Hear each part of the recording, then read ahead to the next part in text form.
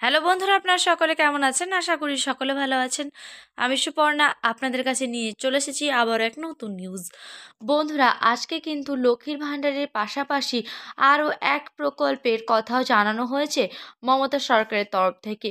কি জানালেন তিনি নবান্নের তরফ থেকে সমস্তটাই জানিয়ে দেবো আপনাদেরকে বিস্তারিতভাবে এই ভিডিওর মাধ্যমে। ভিডিওটিকে স্কিপ না করে প্রথম থেকে শেষ পর্যন্ত দেখতে থাকুন। ভিডিওটি ভালো লাগলে অবশ্যই লাইক করবেন, সাবস্ক্রাইব করে পাশে থাকা নোটিফিকেশনটি অন করে রাখবেন আমার আপডেট নিউজগুলো এইভাবে সর্বপ্রথম পাওয়ার জন্য। এবং লক্ষ্মীর ভাণ্ডার রিলেটেড ভিডিও আমার চ্যানেলে রয়েছে, যারা দেখেনি তারা অবশ্যই দেখে নেবেন। তো আজকে লক্ষ্মীর ভাণ্ডারের পাশাপাশি যে নতুন প্রকল্পের কথা বলা হয়েছে, সেখানে কি বলা হয়েছে এবং কিভাবে আবেদন করবেন সেটা আপনাদেরকে জানাবো। দেখুন, এখানে বলা হয়েছে লক্ষ্মীর ভাণ্ডার নিয়ে বড় ঘোষণা, মুখ্যমন্ত্রীর তালিকায় অন্যান্য ভাতাও। 1 ফেব্রুয়ারি থেকে ফের লক্ষ্মীর ভাণ্ডার পাবেন 13 লক্ষ মহিলা। বুধবার পূর্ব বর্ধমানের নবাবহাটের সভা থেকে ঘোষণা করলেন মুখ্যমন্ত্রী মমতা বন্দ্যোপাধ্যায়। তিনি বলেছেন, লক্ষ্মীর ভাণ্ডার নতুন করে 13 লক্ষ দেওয়া হবে, বার্ধক্য ভাতা নতুন করে 9 লক্ষ দেওয়া হবে। আরও জানানো হয়েছে যে এবং কন্যাশ্রী নতুন করে 10 লক্ষ হয়ে 95 লক্ষ হবে।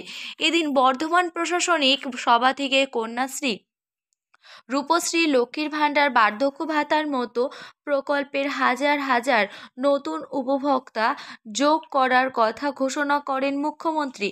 তার কথায়, রামায়ণ, মহাভারত, কোরআন, বাইবেল শেষ হয়ে যাবে, কিন্তু তার প্রকল্প শেষ হবে না। আমরা দুয়ারে সরকার করেছিলাম, আপনারা অনেকেই নাম লিখিয়েছিলেন। সরাসরি মুখ্যমন্ত্রীতে আপনারা অনেকেই আপনাকে লিখিয়েছেন। আপনারা কি ভাবছেন আমি এগুলোর দিকে নজর রাখি না? নজর রাখি। যারা দুয়ারে সরকার ও সরাসরি মুখ্যমন্ত্রী আবেদন করেছিলেন, তাদের মধ্যে থেকে আগামী 1 ফেব্রুয়ারি থেকে 6টি প্রকল্পে আরও বিপুল সংখ্যক মানুষকে আমরা যুক্ত করছি। 13 লক্ষ মহিলা আবার লক্ষ্মীর ভাণ্ডার পাবেন। যারা এখনও পাচ্ছেন না, তারা পাবেন 1 ফেব্রুয়ারি থেকে।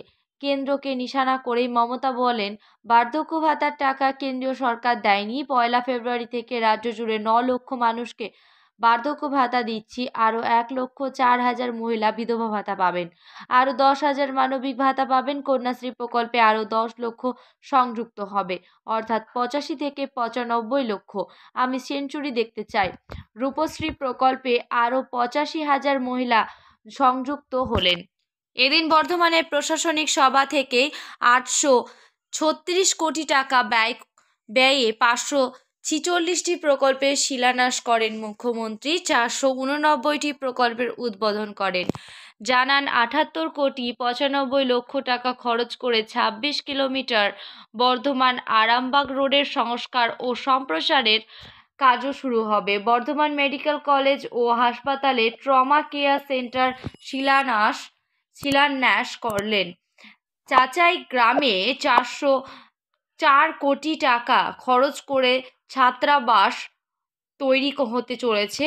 ইডেন হলের ওপর সেতু তৈরি কাজের সূচনা করেন তিনি।